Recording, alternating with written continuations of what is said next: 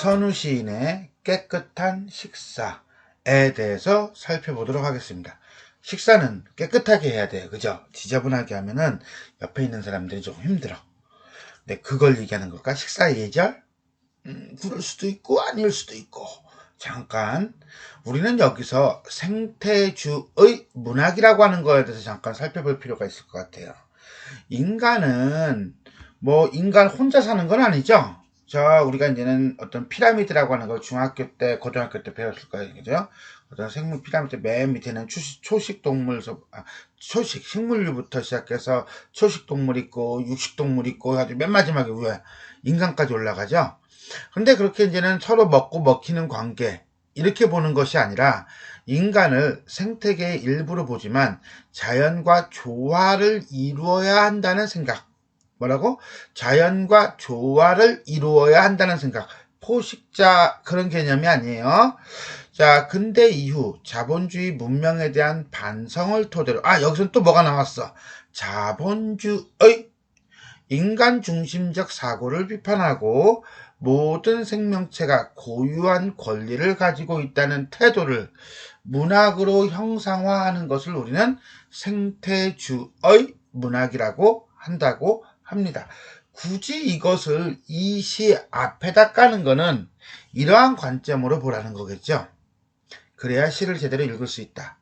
안 그러면 이게 말인지 당락인지 헷갈릴 수 있다. 오케이? 되겠습니다. 자, 보겠습니다. 첫 번째 연부터, 첫년부터, 사람 상당히 힘들게 하네요. 자, 볼까요? 보기 봐야죠. 그죠? 작품을 한번 읽어보겠습니다. 어떤 이는 눈망울 있는 것들 차마 먹을 수 없어 채식주의자가 되었다는데 내 접시 위에 풀들 깊고 맑은 1000개의 눈망울로 빤히 나를 쳐다보기 일수. 이 고요한 사냥감들에도 핏물 자박거리고 꿈틀거리며 욕망하던 뒤안 있으니 내 앉은 접시나 그들 앉은 접시나 매일 밤 1000년 전이나 10,000년 전이나 생식을 할 때나 화식을 할 때나 육식이나 채식이나 매일 밤. 문제는 내가 떨림을 잃어간다는 것인데, 떨림? 이를테면 만년 전에 내 할아버지가 알락꼬리 암사슴의 목을 돌도끼로 내려치기 전 두렵고 고마운 마음으로 올리던 기도가 지금 내게 없고 시장에도 없고 내 할머니들이 돌칼로 어린 죽순 밑둥 꺼내내는 순간 고맙고 미안해하던 마음에 떨림이 없고 상품과 화폐만 있고 사뭇 괴로운 포즈만 남았다는 것. 내 몸에 무언가 공급하기 위해 나 아닌 것에 숨을 끊을 때 머리 가죽부터 한 털럭 뿌리까지 남김없이 고맙게 두렵게 잡숫는 법을 잃었으니 이제 참으로 두려운 것은 내 올라앉은 육중한 접시가 언제쯤 깨끗하게 비워질 수 있을지 장담할 수 없다는 것. 도대체 이 무거운 토막난 몸을 끌고 어디까지? 전체 3개의 연으로 이루어져 있네요. 전체의 3개의 연으로 이루어져 있는데 한 개의 연이 보통 한 행 내지는 두 행 내지는 세 행으로 이루어져 있구나라고 하는 걸 우리가 알 수가 있을 것 같고요. 그 다음에 생태주의 문학이라고 하는 거를 우리가 앞에서 잠깐 보고 나니까 내용이 조금 와 닿기는 할 것 같아요. 그러니까는 뭐예요? 먹더라도 과거에 먹는 모습과 지금의 먹는 모습이 다르다라는 거죠. 과거에 먹는 모습은 어떤 생명체에게 고맙고 경건한 마음을 가지고 있다면 지금에 먹는 모습은 그런 거는 없고 그냥 화폐만 있고 시장만 있다. 이렇게 우리가 볼 수가 있을 것 같네요. 자, 그럼 우리가 한 행 한 구절 한 구절에 맞겠다. 한 구절 한 구절 살펴보도록 하겠습니다. 어떤 사람은 눈망울이 있는 것들 동물이겠네. 차마 먹을 수 없어서 연민이겠네. 채식주의자가 되었다는데 즉 생명 내지는 타자에 대한 연민이에요. 내 접시 위에 있는 풀 채식주의자가 됐대요. 왜? 눈망울 있는 것은 못 먹어서. 근데 화자는 조금 달라요. 풀들조차도 깊고 맑은 1000개의 눈망울로 빤히 나를 쳐다본대요. 그러면 김치를 먹는데 김치가 눈 뜨고 날 보고 있어. 좀 애매하죠, 그죠? 어쨌든 간에 식물 또한 생명을 지닌 존재라는 인식, 이 어떤 일보다 화자가 조금 더 나아간 인식이네요. 이 고요한 사냥감들, 접시 위에 있는 풀들, 핏물이 자박거리다 그러면 가볍게 발소리를 내면서 자꾸 가만 걷다라는 뜻이래요. 그러면 빗물이 가만 걷는 건 빗물이 흐르고, 발음도 안 되네. 핏물이 흐르고, 빗물이 아니라 핏물이 흐르고 뭐 이런 정도가 될 것 같아요. 핏물이 흐르고 꿈틀거리며 욕망하던 뒤안이 있으니, 한마디로 뭐야? 생존, 살아가고자 하는 욕구가 있으니, 내가 앉은 접시나 그들이 앉은 접시나 나도 앉아? 하여튼 나나 그들이나 매일반 50보 100보 같은 뭐다 생명체라는 인식을 보여주고 있다. 1000년 전이나 만년 전이나 생식을 할 때나 화식을 할 때나 육식이나 채식이나 매일반 똑같다. 시간에 상관없고 어떻게 먹든지 상관없고 동물이든 식물이든 상관없고 생명이 있는 것은 다 마찬가지. 같은 생명체이다. 생명의 무게가 다르지는 않다.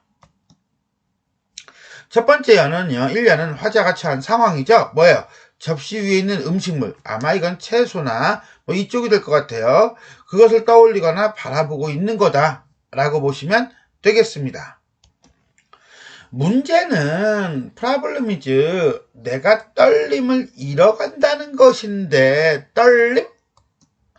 자, 희생에 대한 어떤 동물이 됐든 식물이 됐든 채소가 됐든 희생에 대한, 인간에게 희생을 하는 거죠. 식량이 된다는 건 감사나 연민의식이 희박해지고 있다. 그렇다면 감사나 연민의식이 떨림이겠네요. 화자가 문제의식을 갖고 있는 거예요. 이를테면 만년 전에 내 할아버지는 친할아버지가 아니라 선조 내지는 조상 정도가 되겠죠. 알락꼬리 암사슴의 목을 돌도끼로 내려치기 전, 과거의 수렵생활을 얘기하면서 사냥 전 두렵고 고마운 마음으로 올리던 기도, 그렇죠.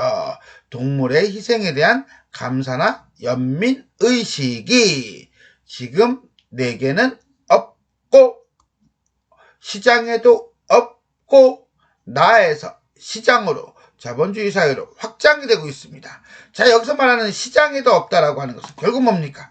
생명체라는 것을 잊혀지고 화폐를 내고 거래되는 상품으로 전락한 현대사회의 비인간성을 얘기하고 있다라고 보면 될 것 같아요. 내지는 뭐 자본주의 사회의 비인간성 이렇게 얘기해도 괜찮고요.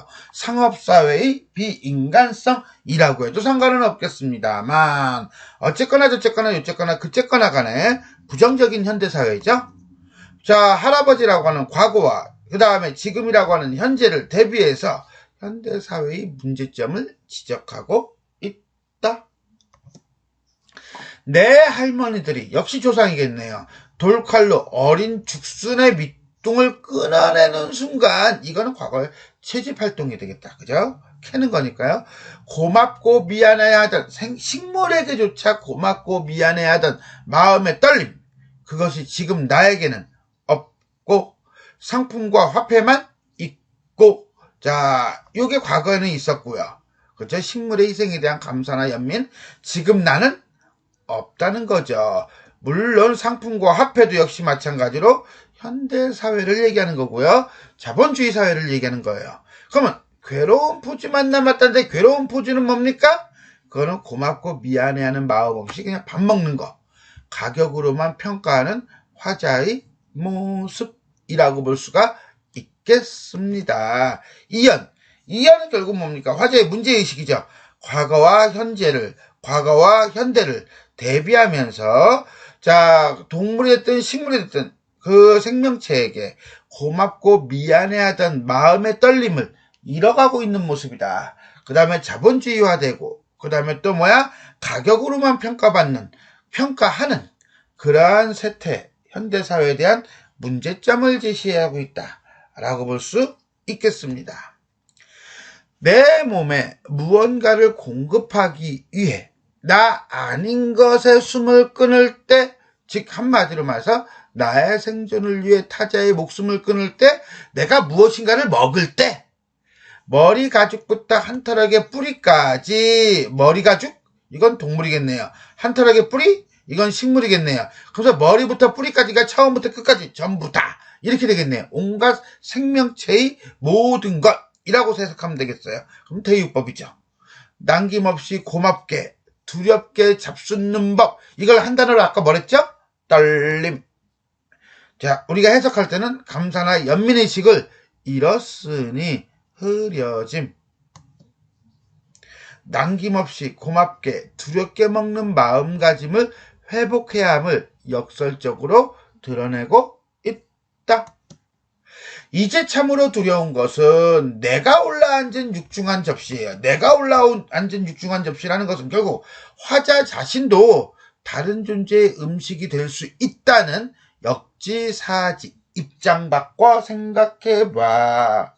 언제쯤 깨끗하게 이때 깨끗하게 비워진다는 것은 그냥 다 먹는다라는 개념이 아니라 한마디로 고맙고 감사하게 먹는다는 의미가 되겠죠.